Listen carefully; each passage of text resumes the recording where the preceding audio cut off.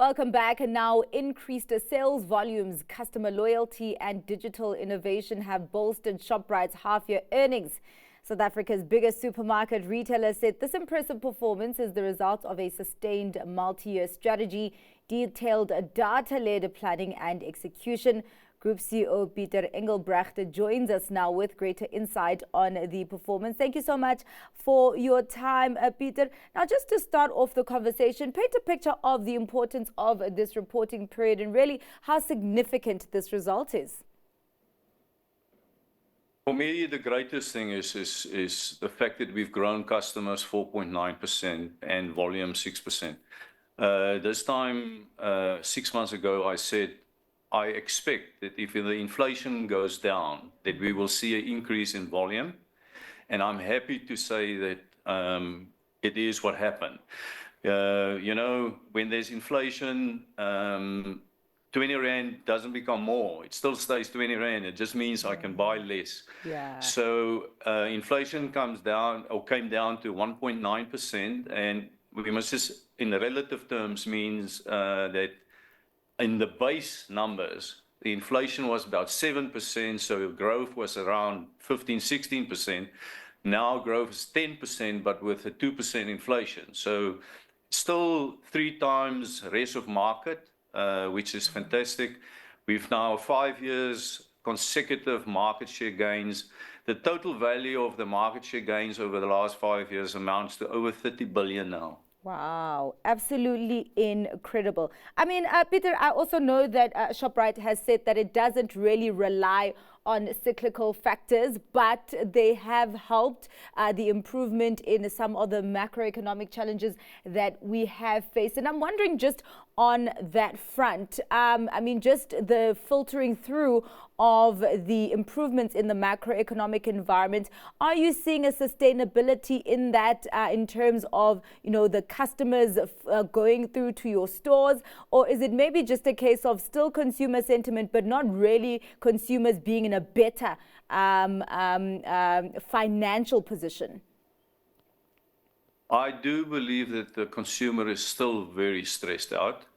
But I have to admit that 2 things benefited us also, is the 2-pot system. There was some benefit that flown our way. And then, of course, the very little load shedding that we've had. We definitely had some savings in that. And that helped to reduce the cost to serve. And we're trying to find anything possible to lower the cost of food. I personally feel that food have become extremely expensive, and we're trying our utmost best to reduce the price of food.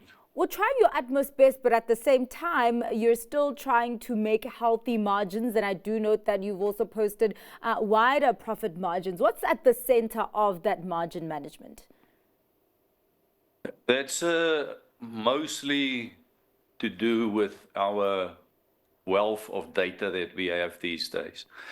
We have 32 million extra savings members. So that means 75% of the adult population in South Africa has got an extra savings card in their wallet. And we have a lot of data points on them. And because we in food, the customers interact with us regularly, therefore the data is very relevant. And we use that data to make decisions these days. We don't have to guess. We use artificial intelligence in terms to help us what are the ideal price points and also what items are best suited for promotions. So that all in a pool has helped us to still be the lowest price retailer and yet be able to expand our gross profit margin by 30 bips. Well, just sticking to the technology conversation, you have also acquired the remaining stake in Pingo Delivery. And I'm wondering, how will that shape your e-commerce offering? It was important for us to keep pace in terms of the entire value chain. So That's why we decided that we want to own the entire value chain, inclusive of the last mile. There's a lot of work that was done already in terms of upgrading that business to get it to the standards where we would like it to see it. We still have a lot of work to do, but we've made good progress. And it goes to a lot of things. It's the employment, it's the safety, it's the servicing of the vehicles.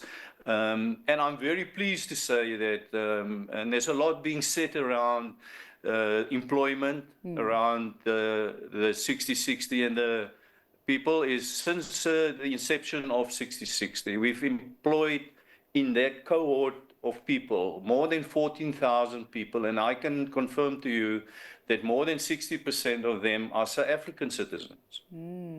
All right. Well, I hear you on that. And indeed, there has been a lot of conversation there. So it is good to get some clarity on that. I mean, just looking at your capital expenditure priorities, what are the pillars that are informing those, particularly in the short to medium term?